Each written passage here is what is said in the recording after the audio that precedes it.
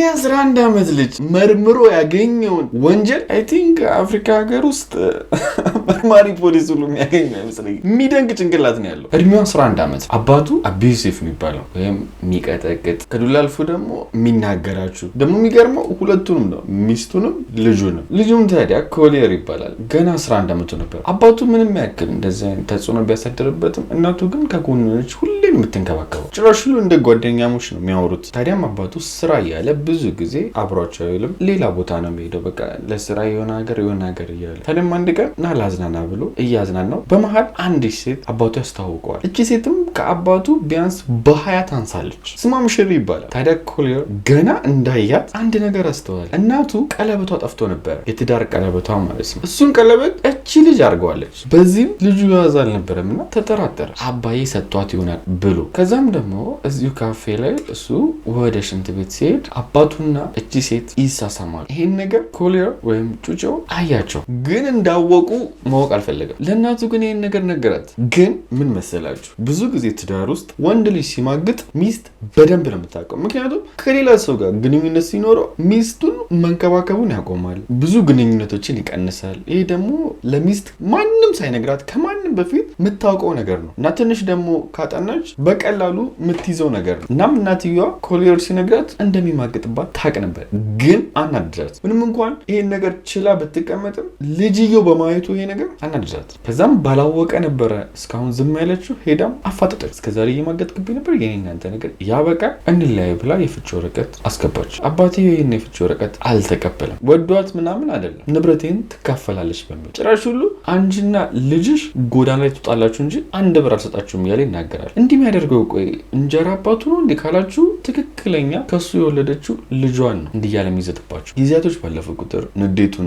ጥቃት ማድረሱን አባሰው። እናትየውም ያለው ነገር ስላልጣመት አባት የሆነ ነገር ሊያደርገኝ ይችላል፣ ከሱ ውጭ ደግሞ ማንም እኔን ሊነካኝ አይችልም፣ በዛ ላይ ደግሞ እኔ መቼም ቢሆን አንተን ጥዬክ አልሄድም ብላ ትነግረዋለች። ኮሊየር ይሄን ነገር ሲሰማ ይሄ ነገር በጣም ችግር እንደሚፈጠር አወቀ። ከዛም ድንገት የሆነ ነገር ቢፈጠር ብሎ የእናቱን ጓደኞች ስልክ መጻፍ ጀመረ። ማንም ሳያየው ደግሞ አሻንጉሊት ውስጥ አስቀመጠው። የሆነ ምሽትም ታዲያ የፈራው ቀን መጣ። ሌሊት ላይ ነበረ፣ 9 ሰዓት አካባቢ። አባትና እናት መጣላት ጀመሩ። እናትየዋ ከሆነ ነገር ጋር ስትጋጭ ሲያላትማት ምን ሲል መስማት ጀመረ። ምን ማድረግ እንዳለበትም ግራ ገባው፣ ጨነቀው። ለመውጣት ቢሞክር እየተደረገ ያለው ነገር እሱ ላይም ይደረግብኛል ብሎ ፈራ። በዛ ላይ አባትየው ደብዳቤ ነው እያስፈራራና ያሳደገው። በጣም ፈርቶ ሌሊቱን ማሳለፍ ጀመረ። ከሆነ ደቂቃዎችና ከሆነ ሰዓት በኋላ ግን ያ ድምፅ ዝም አለ። ግን እሱ በፍርሃት አልተኛም። ሌሊቱን ሙሉ እንዲሁ አፍጦ ነጋ። ጠዋትም ታዲያ ተነስቶ ወደ መኝታ ቤት ሄደ። እናቱ ግን የለች። አባቱ ጋርም ሄዶ እናቴ ሳለ፣ አባትየውም እናትክ ለቫኬሽን ሄዳለች አለ። እዚህ ቤት ውስጥ ደግሞ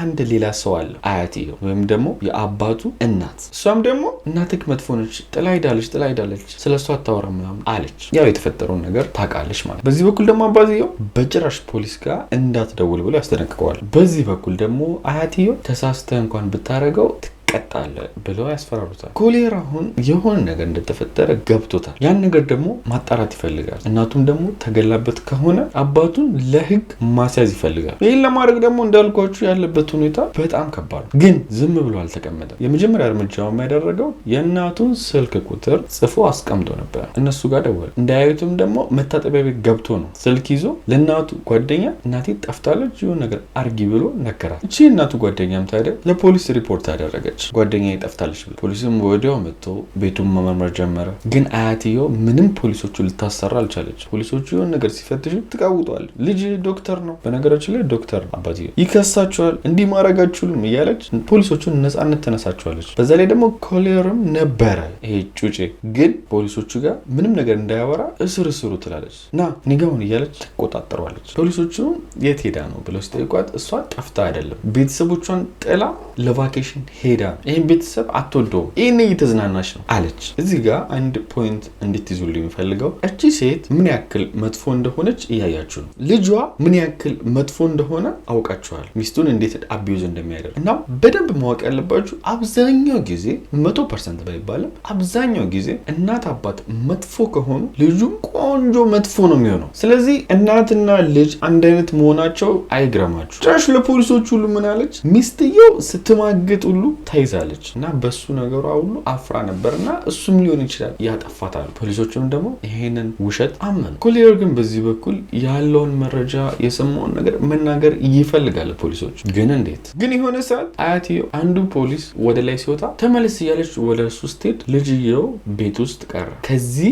መርማሪ ፖሊስ ጋር። ይሄ መርማሪ ፖሊስ መስሞር ይባላል። ኮሊየር ጠጋ ብሎ ለመስሞር እናቴ መቼም ጥላኝ አትሄድም ብሎ ይነግረዋል። የሆነ ነገር ተፈጥሮ ይሆናል ብሎም ይናገራል እና አያትየው ሳትመለስ ስልክህን ስጠኝ ብሎም ይቀበለዋል። ልብ በሉ ገና ይሄ ልጅ 11 ዓመቱ ነው። በንጋታውም ቤት ውስጥ ስልክ ለመደወል አልመች ሲለው ትምህርት ቤት ሲሄድ ከትምህርት ቤት አስደውልኝ ብሎ መስሞር ጋር ይደውላል። መርማሪ ፖሊሱ ጋር ማለት እያንዳንዱን ነገርም ይነግረዋል ለዚህ መርማሪ ፖሊስ። ግን ይሄ መርማሪ ፖሊስ ችግር ውስጥ ይገባል። ምክንያቱም ገና የ11 ዓመት ልጅ እውነት ነው ብለን እንደ ማስረጃ ይሄን ነገር ተቀብለን መመርመር አንችልም። እናትየዋ የሆነ ቦታ ሄዳ ጠፍታ ነው እና ደግሞ ድንገት ብትመጣ እኛ እንከሰሳለን፣ ሰውየው ዶክተር ነው አይለቀንም ብለው ፖሊሶቹ ፈሩ እና ይሄንን ጩጬ ልጅ አትመነው አሉት። ጭራሽ ሁሉ የፖሊሶቹ አዛዥ ይሄንን ኬዝ ዝጋው፣ በቃ የሆነ ቦታ ሄዳ እየተዝናናች ነው ብሎ መስሞርን ያስጨንቀዋል። መርማሪ ፖሊስ መስሞር ግን በጭራሽ ይሄን ነገር መቀበል አልፈለገም። ይሄ ልጅ እውነቱን ነው እያለ ይሄ ልጅ ትምህርት ቤት እያገኘ ያለውን ነገር መጠየቅ ጀመረ፣ ኮሊየርን ማለት ነው። ግን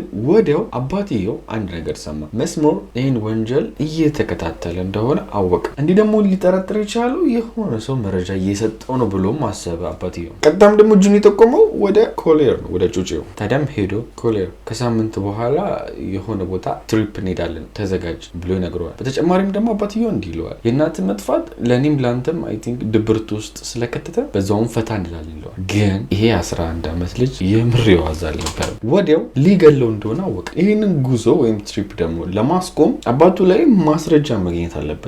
እናቱ መጥፋት የእሱ እጅ እንዳለበት ለማሳየት። ቀናቶች ግን አለፉ። ምንም ማስረጃ ማግኘት አልቻለም። ያልፈለገበት ቦታ የለም፣ ግን ምንም የለም። ቁጭ ብሎ ሞቱን መጠባበቅ ጀመረ። ግን ኮሊየር ምናልባት አባቴ መኪና ውስጥ መረጃ አገኛለሁ ብሎ የአባቱን መኪና መፈተሽ ጀመረ። ወዲያውም 2 ፎቶ አገኘ እዚህ መኪና ውስጥ። አንደኛው ፎቶ አዲስ ቤት ነው። ሁለተኛው ፎቶ ደግሞ የሆነ ሴት አርግዛ ነው። እሷም ማነች? ሼሪ ነች። አባትየው የሚስቱን ቀለበት ሰርቆ የሰጣት ሼሪ ማለት እርጉዝም ነች። ይህንን ፎቶ ወስዶ ታዲያ ኮሊየር ለመስሞር መርማሪው ሄዶ ሰጠው። ወዲያውም ታዲያ መርማሪው ፖሊስ ትንሽ እንዳጣራ ይሄ ቤት ለሼሪ የተገዛና ባልየው ሚስቱ ላይ ሲማግጥ እንደነበረ አወቀ። ድንገት እንኳን መረጃም ካገኘው ብሎ ይሄ ቤት በቅርብ ስለተገዛ ደላሎቹን አፈላልጎ አገኛቸውና ቤት ሊገዛ እናንተ ጋር መጥቶ ነበር፣ ምን አይነት ቤት ቢሆን ነው ፈልጋለሁ ያላችሁ? ምኑን ወዶ ነው ይሄንን ቤት የገዛው ሲላቸው ደላሎቹም አሁን ጥያቄ ጠይቆ ነበረ። የሆነ ቤቱ መሰረቱ መቆፈር የሚችል ቢሆን መርጣለሁ ብሎ እንደውም ግራ ጋብቶ ነበረ።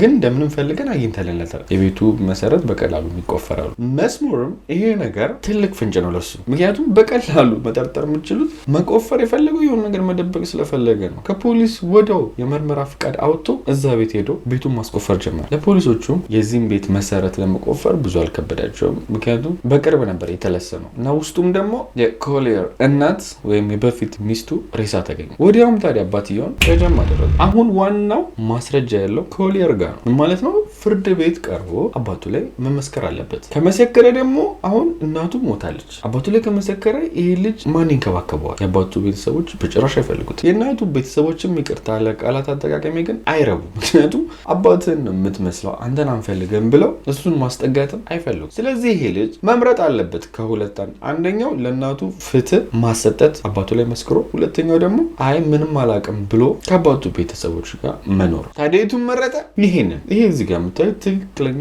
ቪዲዮ ነው። እሱም ታዲያ ፍርድ ቤት ውስጥ ነው። ጊዜውም በ1989 ነበር እንደ ፈረንጆች አቆጣጠር። እናም ለፍርድ ቤቱ ምን አለ? እናቴ በዛ ሌሊት ስትቀጠቀጥ ሰምቻለሁ፣ እናቴን አባቴ ገሏት ነው ብሎ አባቱ ላይ መስክሮ ለእናቱ ፍትህ እንድታገኝ አረገ። ያው ብታርፍም ፍርድ ቤቱም ታዲያ ወዲያው እድሜ ልክ እስራት አባትየው ላይ ፈረደ። የአባትየውም ትክክለኛ ፎቶ ይህን ይመስላል። ልጁ አሁን ላይ እንዴት ሆነ? ህይወቱ እንዴት ነው? ምን ሆነ ካላችሁ አሁን ላይ ታዋቂ ጎበዝ፣ ሶሻል ሚዲያ ላይ የሚንቀሳቀስ ሰው ሆኗል። ህይወቱም ቆንጆና ስኬታማ ነው ማለት ትችላላችሁ። የዛሬ እውነተኛ ታሪካችን ይህን ይመስላል። ስለ ጥበብ ክሬተርስ የጠየቃችሁኝ አንዳንድ መልሶችን ልመልስላችሁ። አንደኛው ከስራችን ጋር ይሄዳል ብንማረው እያላችሁ በስትክክል። ምክንያቱም የምትሰሩት ስራ ወደ ዩቲዩብ መቀየር የሚችል ከሆነ በደንብ መሆን ይችላል። ለምሳሌ የሆነ ቦታ ምግብ እየሰራችሁ ወይም ደግሞ በተለምዶ ለምሳሌ እንዴት ነው የማዳም ቅመሞች ይባላል። እንደሱ አይነት ስራ ከሆነ የምትሰሩትም ምግብ ኦር ደግሞ አናጺ ከሆናችሁ የምትሰሩትን ስራ እንዴት አድርጋችሁ ወደ ኮንቴንት መቀየር እንደምትችሉ ነው